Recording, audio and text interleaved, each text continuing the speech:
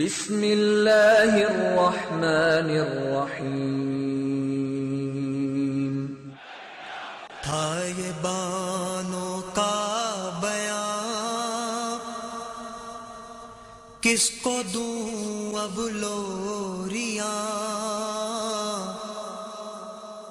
ڈھونڈتی پھرتی ہے مادر، ہے میرا اصغر کہاں۔ ایک سلوات پڑھ دیجیے بارگاہ،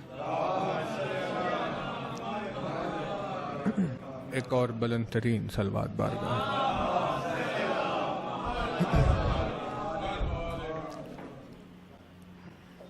مومنین کی خدمت میں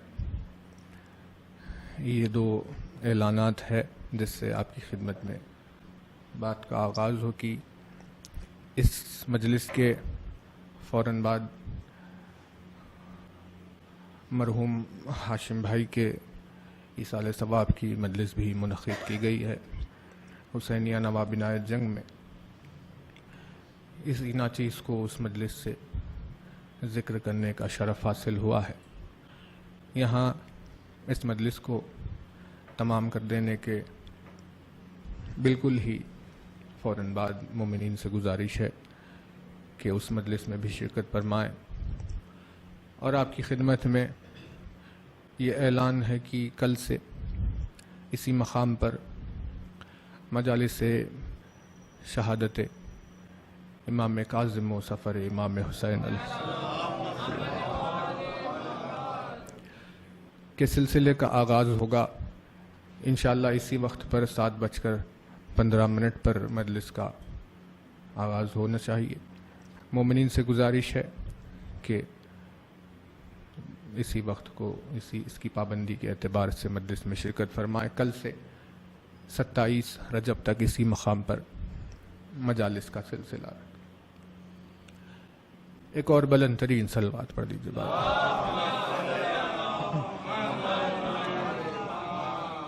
لا حول ولا قوة الا باللہ العلی العظیم۔ اعوذ باللہ من الشیطان اللعین الرجیم، بسم اللہ الرحمن الرحیم۔ الحمد للہ الذی قصرت عن رؤیتہ ابصار الناظرین وعجزت عن نعتہ اوہام الواصفین۔ صلی علی محمد وآلہ الطاہرین ولعنۃ اللہ علی اعدائہم وقتلتہم اجمعین من لیلنا ھذا الی یوم الدین۔ اما بعد فقد قال اللہ سبحانہ تبارک و تعالی فی کتابہ المبین وقولہ الحق۔ بسم اللہ الرحمن الرحیم، الحمد للہ رب العالمین۔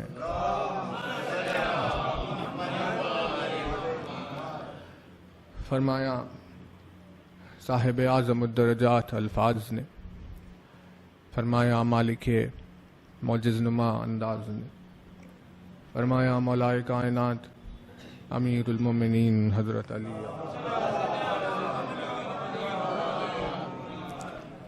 مولائے کائنات کے جس مبارک و مقدس فرمان سے آپ کی خدمت میں ذکر کا آغاز ہے، یہ ایک دعائیہ کلمہ ہے جو مولائے کائنات نے دعائے کمیل کے درمیانی حصے میں کمیل کو سکھایا۔ آپ کی خدمت میں دعائے کمیل سے 2 جملے جو مولائے کائنات نے بتائے ہیں، ان دونوں پر ذکر کے ساتھ یہ مجلس تمام کریں۔ توجہ رہے مومنین کی دعائیہ کلمات کی توفیق اور ان پر جو مولا نے شدت سے جو ان کا اظہار کیا کہ دعا ایک ایسا عمل ہے کہ جس سے کوئی اپنے بندے ہونے کو ظاہر کرتا ہے، یعنی دعا سے یہ پتہ چلتا ہے کہ وہ کسے اپنا معبود سمجھتا ہے، اور دعائیہ الفاظ سے یہ بات واضح ہوتی ہے کہ وہ عالمین میں مخلوق کے درمیان ایک بندہ ہے۔ بندگی کے اظہار کا سب سے اعلیٰ ترین عمل جو دعائیہ کلمات ہوتے ہیں، اور قرب کے اظہار کے لیے جو سب سے اعلیٰ ترین عمل ہے وہ بھی دعائیہ کلمات ہے۔ یعنی کہ جب آپ کسی سے مانگ رہے ہیں تو کوئی بھی کسی ایسے سے نہیں مانگتا جو اس سے بالکل انجان فرد ہو، بلکہ جب وہ کسی سے مانگتا ہے تو اس کا مطلب یہ ہے کہ وہ اپنے رشتے کی قربت کا پتہ دے رہا ہے، کہ جس سے وہ بے جھجک کسی چیز کا سوال کر رہا ہے۔ تو دعا یا کلمات سے قرب پروردگار کا بھی پتہ چلتا ہے، اور اسی دعا سے ایک انسان کے عبد ہونے کا پتہ بھی چلتا ہے۔ مولا کائنات نے اپنی زندگی میں انسان کو دعا کرنے کی جو توفیق عطا فرمائی ہے کہ ایسی دعائیں جہاں قرآن نے کئی انبیاء کی دعاؤں کا تذکرہ کیا کہ انہوں نے ہم سے یہ دعا کی، انہوں نے ہم سے یہ دعا کی، انہوں نے ہم سے یہ دعا کی، ایک ایک کی دعا ایک ایک موضوع کے لحاظ سے ہے کہ زکریا نے اولاد کے لیے دعا کی، موسیٰ نے اپنے ساتھی کے لیے وزیر کے لیے دعا کی، ایوب نے اپنی صحت و عافیت کے لیے دعا کی، ابراہیم نے پروردگار کی قربت کے لیے دعا کی۔ لیکن تمام انبیاء کے دعاؤں کو اگر سمیٹ لیا جائے تو جتنے عنوان انبیاء نے ملا کر کیے ہیں قرآن مجید میں اتنے عنوان نہ ملیں گے کہ جتنے عنوان کو علی نے دعائے کمیل میں سمیٹ لیا۔ کہ کسی چیز کا سوال کرنا چاہتا ہو تو کوئی ایسی شے نہیں ہے کہ جس کو علی نے دعائے کمیل میں چھوڑ دیا۔ اور اسی دعائیہ کلمات میں دو معجز نما الفاظ، توجہ رہے آپ کی، کیونکہ یہ جو کیفیت ہے یہ کیفیت سوائے علی کے کسی کے اختیار میں نہ تھی کہ کوئی ایسے رخ سے دو طرح کے کلمات دو لوگوں کے لیے کہے۔ توجہ ہے نا آپ کی؟ دو کلمات کون سے؟ یعنی عجیب مزاج ہے، جیسے کہتے ہیں کہ مزاج کا ٹھہراؤ ہے نا، جو مزاج میں ٹھہراؤ ہوتا ہے جو ہر صورتحال میں ایک جیسا ہوتا ہے نا، جیسے پہاڑ یعنی آپ اسے دیکھیے کہ آندھی چل رہی ہو کتنی تیز لیکن اسے کوئی فرق نہیں پڑتا، چاہے دھوپ نکلی ہوئی ہو اسے کوئی نہیں پڑتا، باڑھ آ جائے، دریا بہہ نکلے اور ایک سیلاب آ گیا لیکن پہاڑ کو کوئی فرق نہیں پڑتا۔ یعنی گرمی کے موسم میں، بارش کے موسم میں، سردی کے موسم میں، ہر صورتحال میں ایک ہی جگہ آرام سے کھڑا ہوا بغیر کسی تبدیلی کے ساتھ۔ اسی وجہ سے پہاڑ کے ٹھہرنے کو ثابت قدمی سے نسبت دی جاتی ہے کہ ثابت قدم انسان وہ ہے کہ جو اپنی زندگی میں آنے والے سیلابوں کے باوجود بھی اپنے مزاج کے ساتھ کھڑا ہوا رہے۔ ثابت قدم انسان وہ ہے کہ جس پر مصیبتوں کی کتنی ہی تیز دھوپ کیوں نہ پڑے لیکن اپنے مزاج کے ساتھ ثابت قدم باقی رہے۔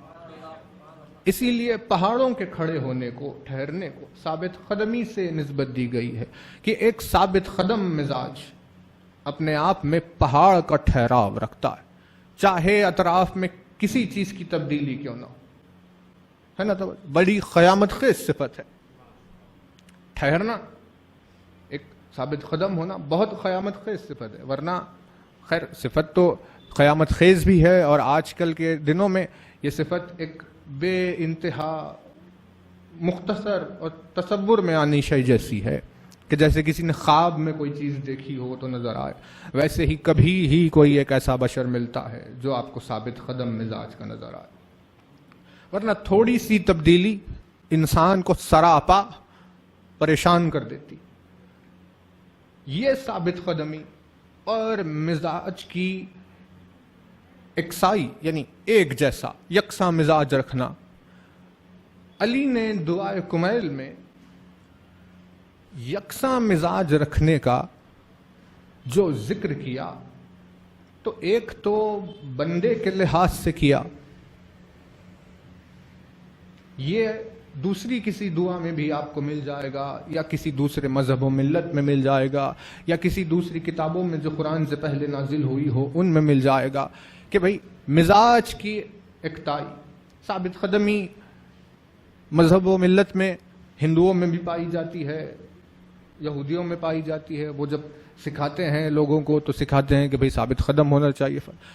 لیکن جہاں کہیں بھی ذکر ہو مزاج کی یکتائی صرف بندے کے لیے نظر آتی ہے، لیکن وہ ایک اکیلا معجزہ دعائے کمیل کا معجزہ ہے کہ جہاں مزاج کی یکسائی کے لیے ایسے الفاظ بیان کیے علی نے کہ جو بندوں سے ہٹ کر معبود کے لیے بھی ہے.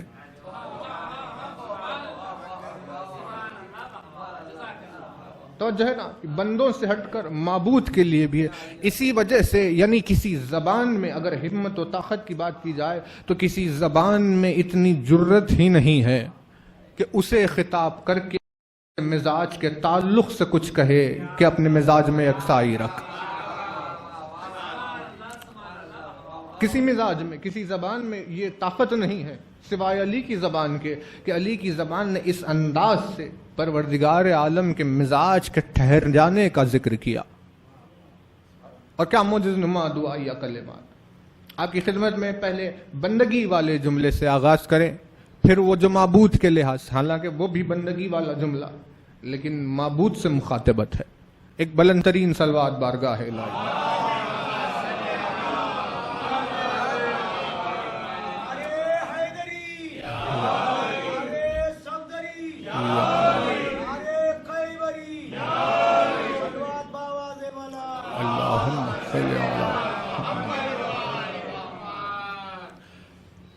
درمیان میں سکھاتے سکھاتے کمیل کو مولا نے کہا کہ کمیل، پروردگار عالم کے دربار میں یوں دعا مانگنا، اور جب تو اس سے سوال کرنے کے لیے کھڑا ہوا ہے تو فانی اور فضول چیزوں میں دعا مانگ کر نہ وقت صرف کرنا، نہ اس کی شان کے خلاف اپنی زبان کھولنا، نہ یہ کہ تو اپنی نادانی کا اظہار کرنا کہ کسی فانی چیز کو مانگ لیا جو 2 دن میں ختم ہونے والی، اور نہ تو نے اس کے دینے والے کے مزاج کو پہچانا کہ دینے والا کتنا سخی ہے اور اس سے تو نے کیا چھوٹی سی چیز مانگ لی. لہٰذا علی نے کمیل کو یہ تعلیم دی کہ کمیل، جب بھی کچھ مانگنا تو اس کی شایع نشان مانگنا، اور جب بھی کوئی چیز مانگنا تو اپنی بقا کے ساتھ جڑی ہوئی ایسی کوئی چیز کا سوال کرنا. تو کمیل نے پوچھا کہ یا علی پھر آپ بتائیے، کیونکہ بشر کے ذہن میں کہاں ہے، بشر تو پڑا ہوا ایسی چیزوں میں کہ پروردگار مجھے تو دولت دے دے، تو مجھے جائیداد دے دے، تو مجھے گھر دے دے، تو مجھے گاڑی دے دے، تو مجھے فلاں چیز دے دے، یہ دے دے. علی نے کہا ایسی چیزوں کا سوال کیا جو کچھ دنوں میں چھوڑ کر چلا گیا، اور اس کے بعد والوں کو بغیر کسی مشقت کے حاصل ہو گئی. کا عجیب نادانی ہے بشر کی، کیا مانگ لیا؟ کا کوئی ایسی چیز مانگتا جو تیرے ساتھ خبر میں رہتی ہے،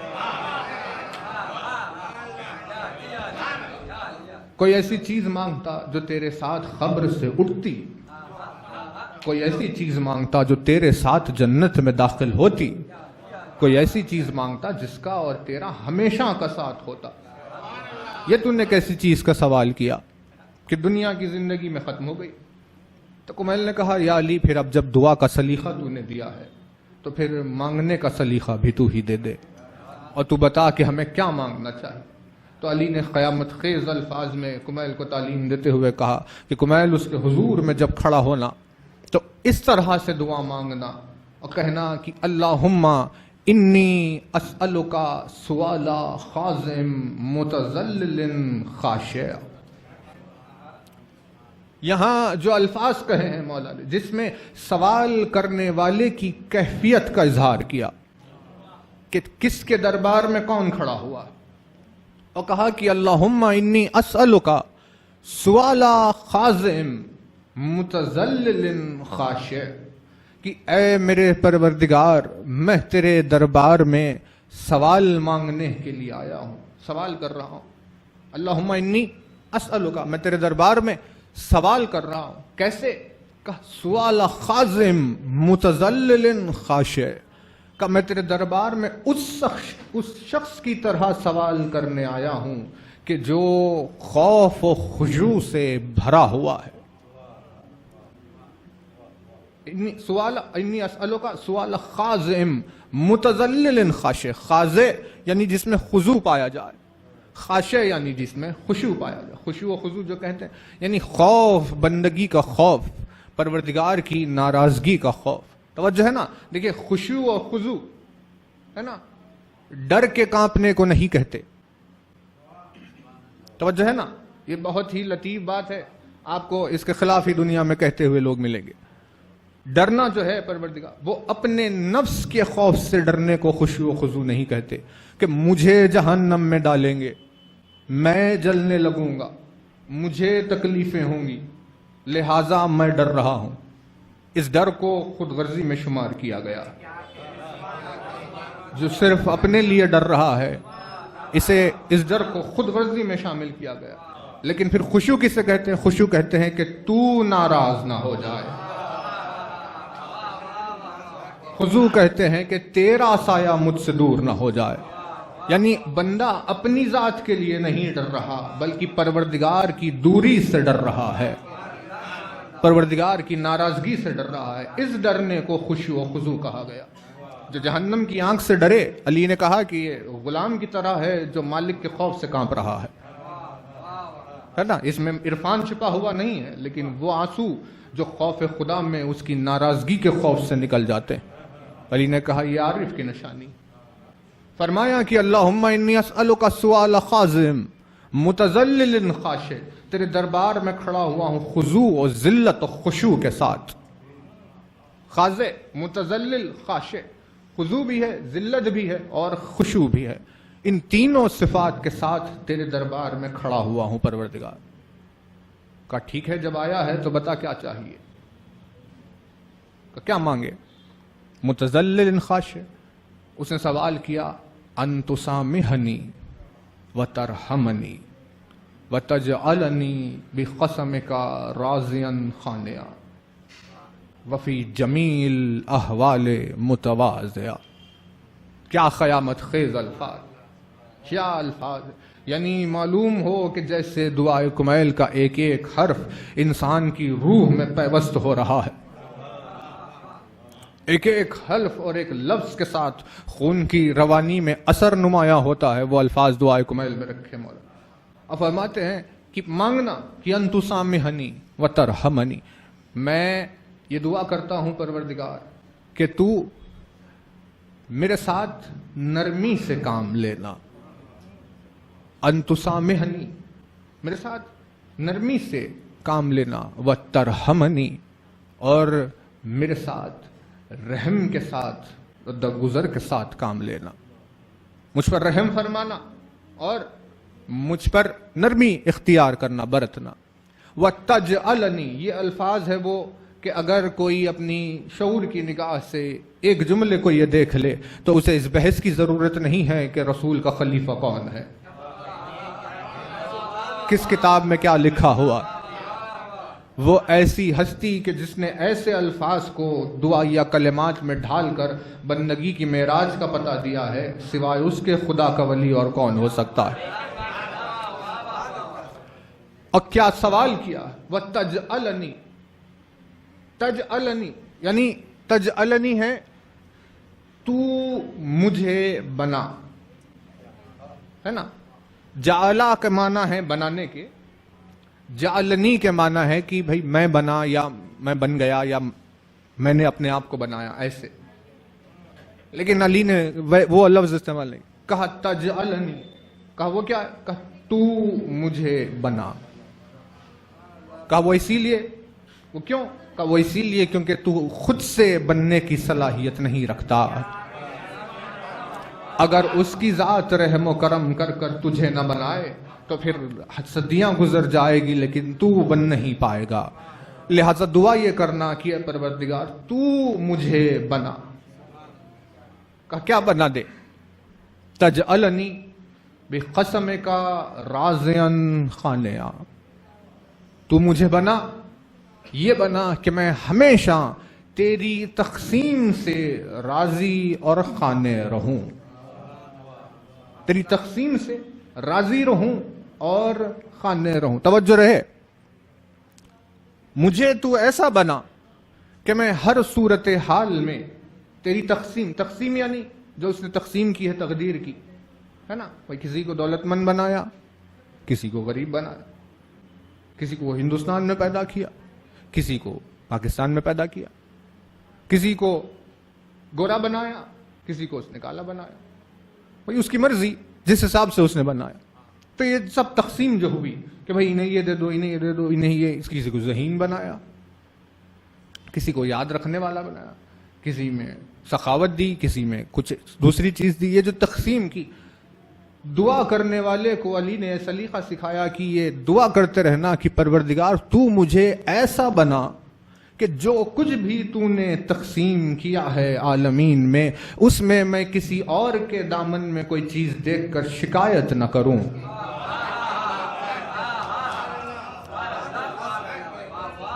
کسی دوسرے کے دامن میں کوئی چیز دیکھ کر میں شکایت نہ کروں، بلکہ ہر صورتحال میں تیری تقسیم سے راضی رہوں، ہر صورتحال میں تیری تقسیم سے راضی رہوں۔ توجہ رہے، دیکھیے مولا نے رضا کو، راضی رہنے کو قناعت سے جوڑا، ایک لفظ نہیں رکھا، تجعلنی بقسمک راضیا قانعا، راضیا قانعا، رضا کو قناعت سے جوڑا۔ اب یہ کیا قیامت خیز صفت ہے قناعت؟ بھائی جب اٹھانے جائے، جب کسی صفت اٹھانے کے لیے آگے بڑھے تب پتا چلتا ہے صفت کا بوجھ کیا ہے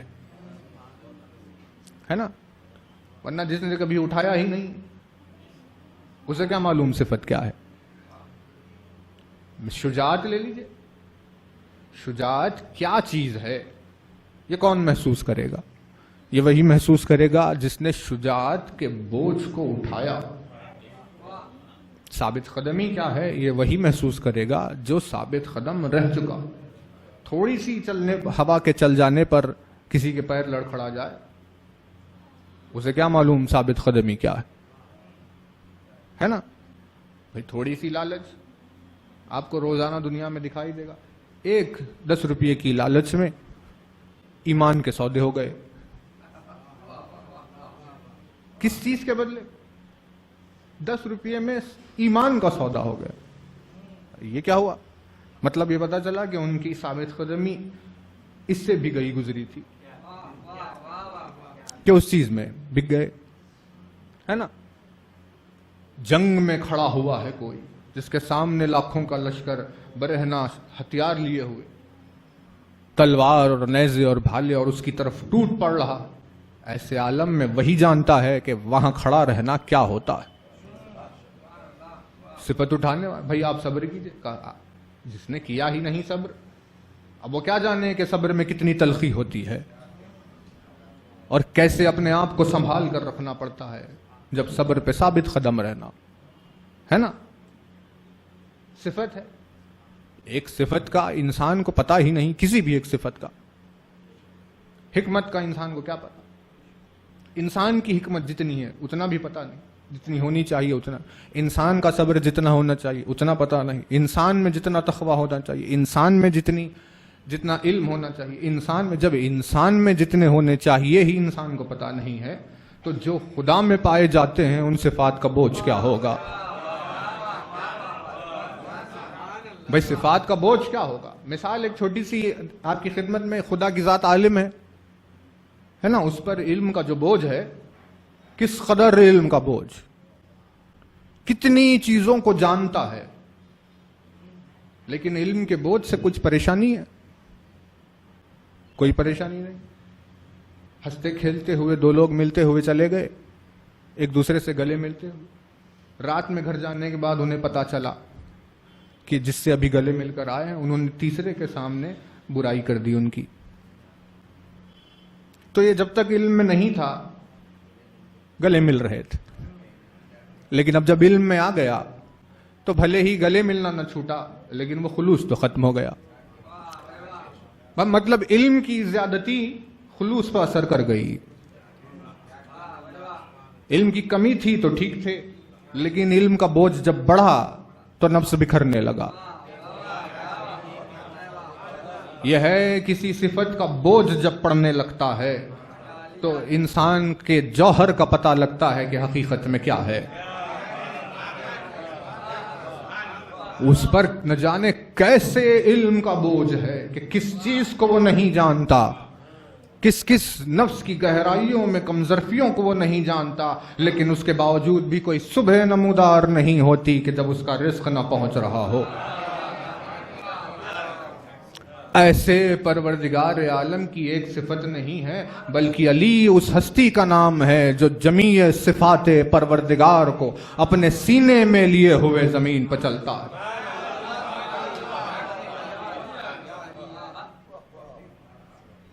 علی کی ذات پر کسی انسان کو کیا سمجھ میں آئے کہ کیا ہے. مولا نے جوڑ دیا کہ رازیاً خانے. اب خانے کہتے ہیں کہ ہر صورتحال میں زیادہ ہو یا کم ہو لیکن اسی میں خوش. خانے کا پروردگار کیا چاہیے تجھے؟ کہا کہ مجھے یہ چاہیے کہ میں تیری تقسیم سے ہر صورتحال میں راضی اور خانے رہوں. توجہ ہے نا؟ تجعلنی بقسمک راضیاً خانیا وفی جمیل احوال متواضعہ. کیا حسن سے لفظوں کو باندھا ہے، کس خوبصورتی سے الفاظ کو باندھا.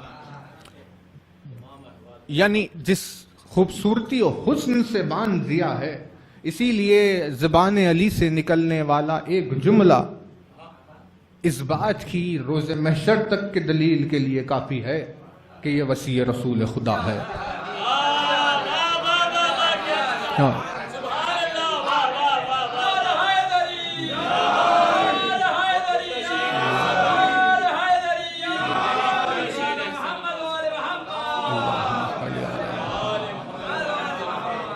بھئی یہ تاریخ کی احتیاج کی باتیں نہ کیا کریے کہ بھئی کیا ہے کتاب ہے، کس میں لکھا ہوا ہے، حوالہ کہاں ہے. کہ یہ سب ان کی باتیں ہیں کہ جن کی عقلیں ابھی یہاں تک پہنچی نہیں کہ ہستی کو کیسے پہچانتے ہیں. ایک زبان سے نکلا ہوا علی کی زبان کا ایک جملہ کافی ہے اس بات کے لیے کہ محشر تک کے لیے دلیل قائم کر دی کہ کوئی ہو اگر تو ایسا بول کے دکھائے. کوئی اگر ہو تو ایسا ایک جملہ تعلیم دے کر سکھا. کہا کیا چاہیے مولا، کیا کروں؟ علی نے کہا کمیل، کہا تجعلنی بقسمک راضیاً قانعا وفی جمیل احوال متواضعا. کہا کیا چاہیے؟ کہا ہر صورتحال میں تیری تقسیم سے راضی اور خانے رہوں اور جمیع احوال میں متواضع رہوں. کیا صفت مانگی ہے؟ یعنی علی نے سلیقہ دیا کہ تمہیں کیا مانگنا چاہیے. کہا ان چیزوں کے پیچھے نہ پڑ جاؤ جو دنیا میں فنا ہونے والے ہیں، بلکہ ایک ایسی چیز مانگو جو تمہارے ساتھ چلنے والی ہے، جس میں سے ہے نفس کا متواضع رہنا. پھر جمیل احوال متواضع. توجہ ہے نا؟ کمیل سے کہا کہ کمیل یہ مانگ لے. کہا ٹھیک ہے. تو اب یہ تو جملے ہے کس کے؟ ایک بندے کے. علی نے کہا کہ بندوں کو یہ چاہیے کہ وہ ہر صورتحال میں ایک کیفیت میں رہے. ہے نا؟ کئی اقوال ایسے مولا کے ملیں گے جس میں مولا نے فرمایا 2 دن ہوتے ہیں زندگی، ایک خلاف ایک طرف. جب خلاف ہو تو اس وقت صبر کا ساتھ نہ چھوڑنا، جب طرف ہو تو اس وقت شکر کا ساتھ نہ چھوڑنا. ہے نا؟ طرفداری کے دنوں میں غرور سے بچنا اور مخالفت کے دنوں میں مایوسی سے بچنا.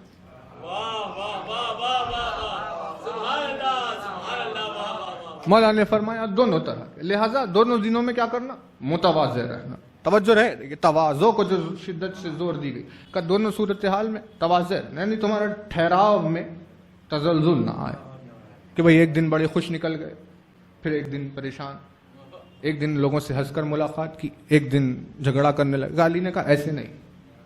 کہا کوئی بھی کیفیت کیوں نہ ہو، تمہارے مزاج میں ایک صورت. اسے کیا کہتے ہیں؟ اسے کہتے ہیں تواضع. توجہ ہے نا؟ تو بات کہاں شروع ہوئی؟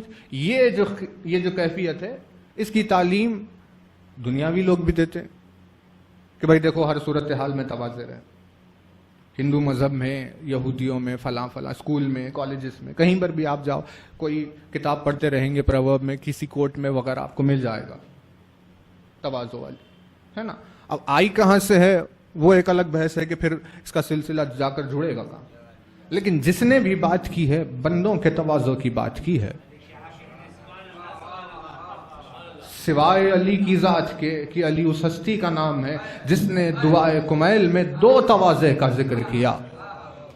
ایک ہے بندوں کا تواضع اور دوسرے ہے معبود کا تواضع. بھائی توجہ ہے نا.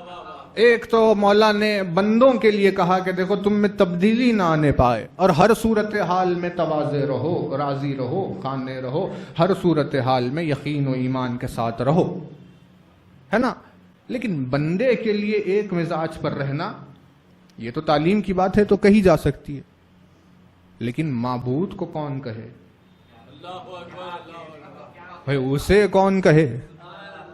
اور اس کے مزاج میں بھلا تبدیلی کہاں ہے جو اس کے لیے کہے کہ ایک جیسا رہے؟ بھائی ہے نا توجہ؟ نہیں توجہ نہیں ہے آپ کی. جو الفاظ جو سانچے میں علی نے جملوں کو ڈھالا ہے، یعنی اس کے پیچھے کی حقیقتیں سوائے اس نفس کے اور کوئی نہیں بتا سکتا کہ جو مرضیات پروردگار کو خرید چکا ہو. سوائے نفس اللہ کے توحید کی اس گہرائی پر کسی کی نگاہ نہیں ہے. بھئی اس کے مزاج میں کوئی تبدیلی نہیں، اس میں کیفیتیں پائی ہی نہیں جاتی. وہ نہ خوش ہوتا ہے، نہ غمگین، نہ ہنستا ہے، نہ روتا ہے، نہ آتا ہے، نہ جاتا ہے. اس کے لیے تو کسی چیز کی تبدیلی کا تصور نہیں. لیکن پھر بھی اس کے باوجود ایک ایسی چیز تھی جسے دعا میں مانگنا ضروری تھا، لیکن اس میں پروردگار عالم کے لیے مزاج کی یکتائی کا ذکر ہے. تو اب ایسے مشکل مرحلے کو کون طے کرے اور کیسے باندھے لفظوں کو کہ اس کی شان بھی باقی رہے اور بندے کا مطلب بھی ادا ہو جائے. بھائی توجہ ہے نا، بندے کا مطلب بھی ادا ہو جائے. کیسے الفاظ سوائے اس معجز نما دعا کے، یعنی علی کے الفاظ سے ہٹ کر کوئی ایسی درسگاہ نہیں ہے کہ جس نے پروردگار عالم کی مزاج کی یکتائی کی گفتگو کی ہو. اور جس خوبصورت انداز میں مولا نے باندھا ہے اور کمیل کو سکھایا ہے کہ کمیل یہ مانگنا، وہ الفاظ اتنے حسین ہیں کہ جب کمیل نے جب اس منزل سے آگے بڑھ گئے اور کہا مولا میں نے مانگ لیا، کہا کیا مانگا کمیل؟ کہا میں نے اپنے مزاج کی کہ ٹھہراؤ کو، اس تواضع کو مانگ لیا، اب کیا مانگو یا علی؟ علی نے کہا ٹھیک ہے کمیل، اب جب تو نے اپنے مزاج کو ٹھہرا لیا ہے، اب تو اس کے مزاج کے ٹھہراؤ کی بات کرتے ہیں. کہ اب یہ مانگ لے کمیل.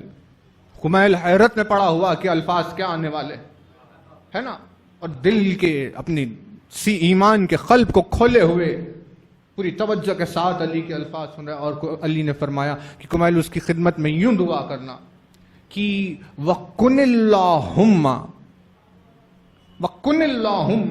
بِعِزَّتِكَ لِي فِي كُلِّ الْأَحْوَالِ رَؤُوفًا.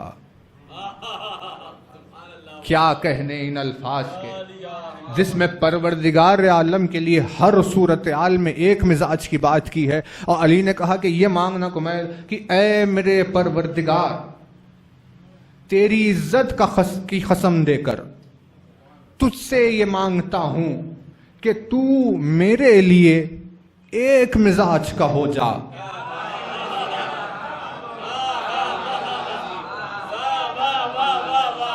توجہ ہے نا، تو میرے لیے ایک مزاج کا ہو جا. کہا کہ بھئی اس کے کیا معنی؟ ایک مزاج کا ہو جا یعنی کیا ہوگا؟ جب مزاج کی تبدیلی نہیں ہوتی تو اس کے معنی کیا؟ کہ میرے لیے ایک مزاج کا ہو جا، اور وہ یہ ہے کہ ہر صورتحال میں تو مجھ پر مہربان رہ جا.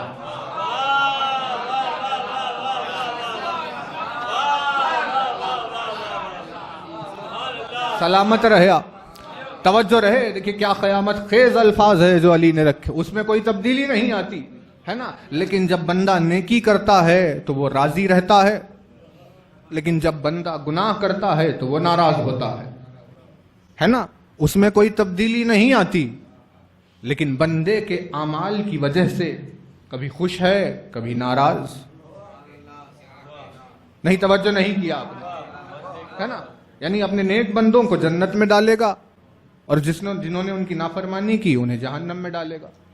ہے مزاج کا ایک لیکن کام دو کر دیے۔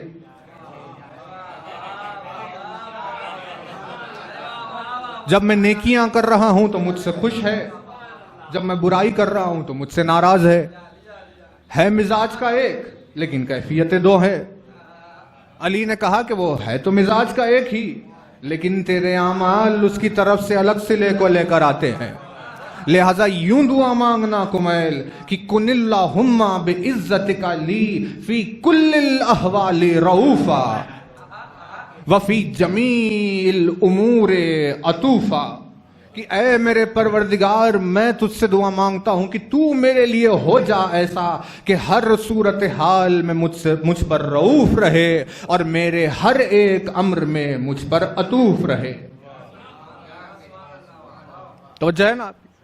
کیا قیامت خیز صفات باندھے، سوائے اس زبان مقدس کے کوئی اور نہیں ہے ایسا جو پروردگار سے کہہ سکے کہ تو میرے لیے کیسا ہونا چاہیے۔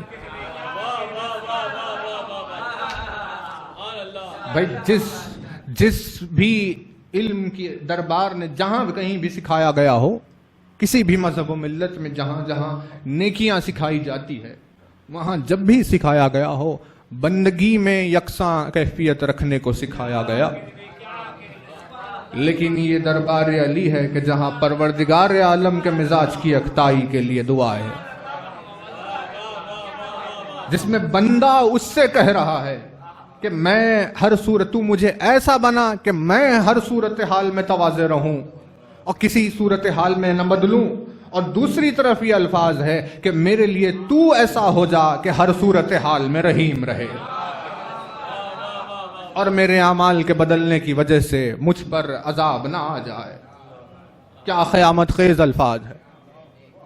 اس انداز سے علی نے اسے سکھایا، کمیل کو یہ سکھایا کہ یہ مانگ۔ اب توجہ رہے، دیکھیں یہاں یہ وہ آوازیں اٹھتی ہے پھر بعد میں، ہے نا، کہ بھئی یہ دیکھیے کیا ہوگا، کوئی خدا سے کہے گا کیا، کوئی خدا کو حکم دے گا کیا، ہے نا۔ اب اس کے معنی حکم دینے کے نہیں ہو جاتے، ورنہ جب اس سے مانگا جا رہا ہے کہ تو مجھے دولت دے دے، یہ حکم نہیں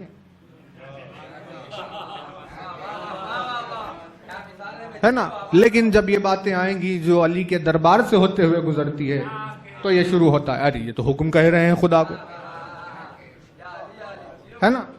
تو توجہ رہے، دیکھیں تین مانگنے کی تین قسمیں ہیں، ہے نا۔ ایک جب مانگا جاتا ہے تو ایک مجبور مختار سے مانگتا ہے نا، یعنی غلام ہے جو اپنے مالک سے مانگ رہا، جب اس میں کہتا ہے کہ مجھے جیسے تنخواہ دے دو، اس تنخواہ دے دے کو کوئی حکم میں شامل کرے گا کیا؟ وہ تو اپنی چیز مانگ رہا ہے، وہ غلام ہے نا۔ توجہ، ہر مانگنا حکم نہیں ہوتا۔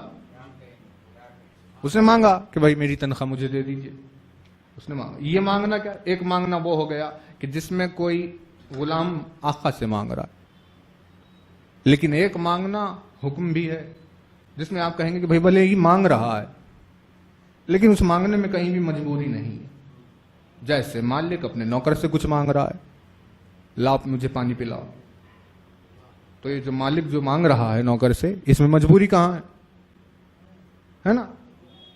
اس میں تو حکم ہے کہ جو مانگ رہا ہے وہ کہ لاؤ مجھے دے دو۔ ایک مانگنا ہو گیا جس میں مجبوری تھی، ایک جو مانگنا ہے اس میں اختیار ہے، لیکن ایک اور مانگنا ہے اس میں نہ مجبوری ہوتی ہے نہ اختیار، ہے نا، بلکہ اس مانگنے میں الفت و محبت چھپی ہوئی ہوتی ہے۔ اس میں نہ وہ غلام ہوتا ہے نہ وہ مالک ہوتا ہے، بلکہ دونوں میں ایک محبت کا رشتہ ہوتا ہے جس کی وجہ سے مانگتے ہیں۔ کہ جیسے بیٹا آ گیا اپنے باپ کے سامنے اور بیٹے نے باپ سے مانگا،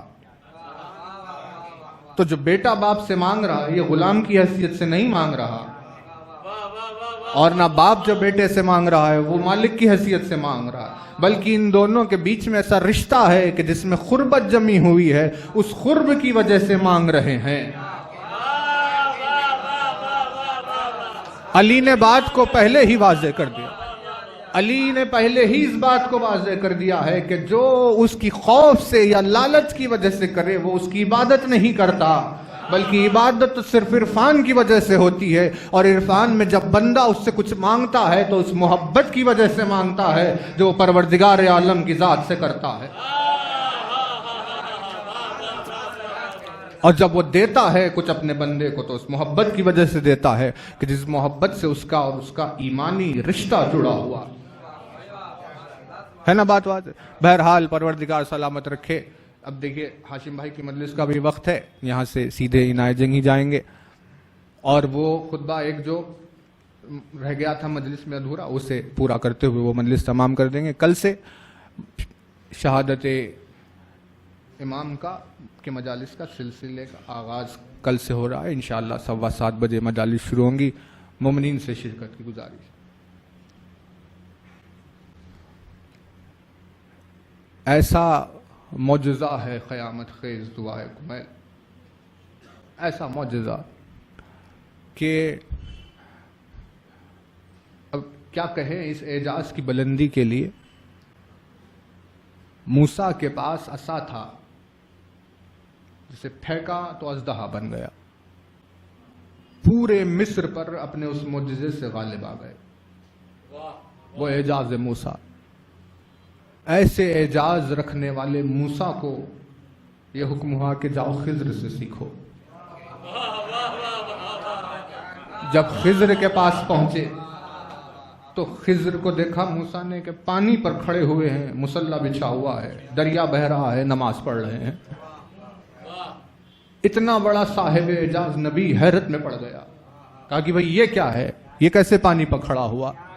جب مسجد بصرہ میں ڈھونڈتے ہوئے کمیل علی کو تلاش کرتے ہوئے جب تنہائی میں پہنچے تو آواز آ رہی تھی، علی کے ہونٹوں کو جنبش ہو رہی تھی کہ اللہم انی اسألک برحمتک التی وسعت کل شیء۔ کمیل نے پوچھا مولا یہ کیا پڑھ رہے تھے؟ کہا کمیل یہ وہی تو دعا ہے جسے پڑھ کر خضر پانی پر کھڑا ہوا ہے۔ اب کہاں عصائے موسیٰ اور کہاں دعائے کمیل؟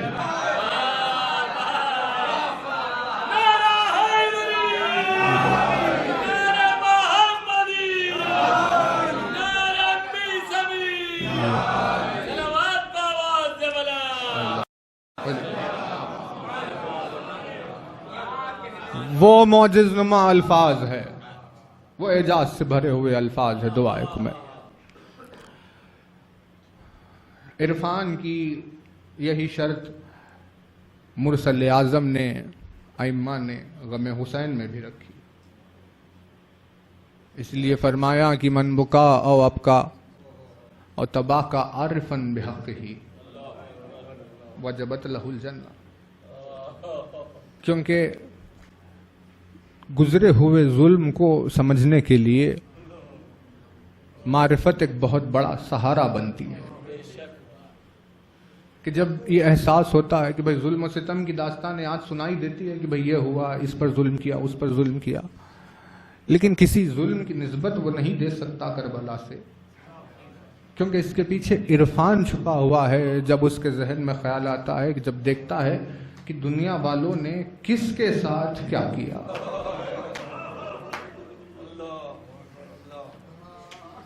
ایسا شدید ظلم، یعنی عالم پیاس میں جب کسی پر وہ پیاس کی شدت سے کرب کی وہ منزل طاری ہو کہ جہاں دیکھنے والے کو اپنی آنکھوں سے سوکھی ہوئی زبان اور پھٹے ہوئے ہونٹ نظر آ جائے، تو کتنا ہی ظلم کا ارادہ رکھ کر آگے بڑھا، لیکن ایک مرتبہ تھم جاتا ہے کہ جس کا پیاس سے اتنا برا حال ہو اس پر بھلا کیا ظلم کیا جائے۔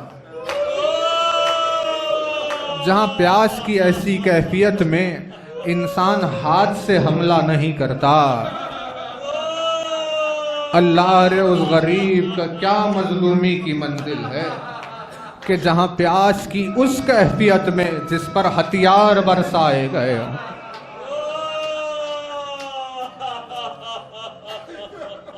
جس بی بی کا تذکرہ ہوا اس پہ مجلس تمام ہے کہ ایک روایت زندان شام سے کہ اس معصومہ نے اپنے بھائی سے یہ سوال پوچھا اپنی شہادت کے قریب کے دنوں میں، اور پوچھا بھیا یہ بتائیے کہ پیاس کی کتنی قسمیں ہیں؟ سوال سنا سید سجاد کا کلیجہ پھٹ گیا، کہ اللہ سکینہ یہ تو نے کیا پوچھ لیا؟ آخر میں کیسے سمجھاؤں،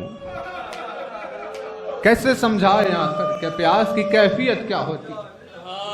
لیکن سامنے کھڑی ہوئی وہ مشکل کشا کا خون تھا، کہا بھیا آپ فکر نہ کیجئے گا، آپ بس لفظوں سے سمجھانے کی کوشش کیجئے، کیفیت میں خود سمجھ لوں۔ سجاد نے بیان کرنا شروع کیا، کہا بی بی ایک منزل ہوتی ہے ایسی کہ جہاں پیاس کی شدت سے آنکھوں میں دھواں چھا جاتا ہے۔ تو یہ الفاظ سامنے آئے لیکن الفاظ کو پہچان لیا اور اس کی تصدیق کے لیے بھائی کی مثال دی اور کہا بھیا میں سمجھ گئی یہ کیسی کیفیت ہوتی ہے، کیونکہ میں نے یہ کیفیت اپنے بھیا علی اکبر میں دیکھی ہے۔ کہ اس سے آگے کی ایک اور منزل ہوتی ہے بی بی، کہ اس میں یہ ہوتا ہے کہ پیاس کی شدت کی وجہ سے کسی کی زبان ایسے آ جاتی ہے اور ہونٹ ایسے کھل جاتے ہیں کہ جیسے کسی مچھلی کو پانی سے باہر نکال دیا جائے تو تڑپتے تڑپتے جیسے دم آخر اپنا منہ کھول دیتی ہے۔ کہا بھیا آپ فکر نہ کریے گا، یہ منزل بھی میں سمجھ گئی ہوں، کیونکہ یہ کیفیت میں نے اپنے بھیا علی اصغر میں دیکھی ہے۔ کہ ایک اور منزل ہوتی ہے سچی، اس میں پیاس ایسے طاری ہو جاتی ہے کہ جہاں پر جسم کا یہ گوشت ہڈیوں کو چھوڑنے لگتا ہے۔ کہا بھیا یہ کیفیت بھی سمجھ گئی ہوں، بس اتنی وصیت ہے کہ جب میں مر جاؤں تو کسی ٹھنڈے مقام پر مجھے دفن کرنا، کہ پیاس کی وجہ سے یہ کیفیت میری ہو گئی ہے کہ اب نہ جسم میں توانائی نہ خون میں۔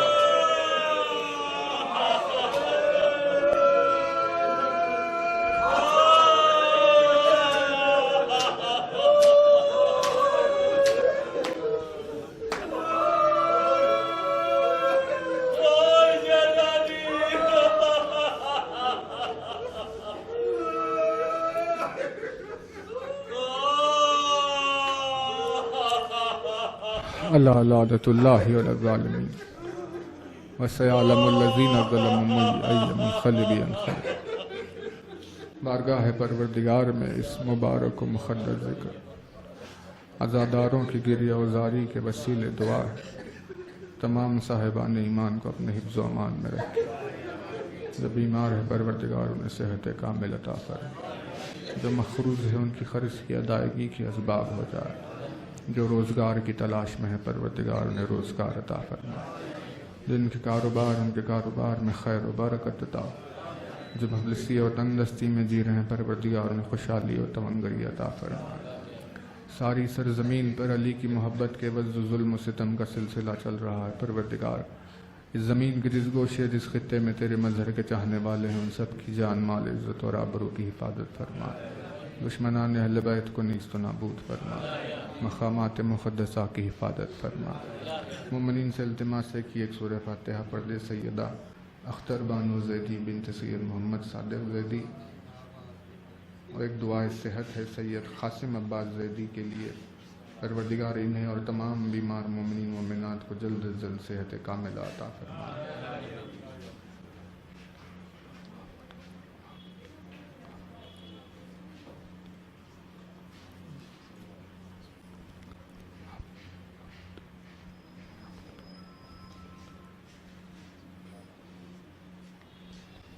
ताजील हो ज़हूर वली असर में, हमें मौला के नासरों में शुमार। एक सलवात बाबा।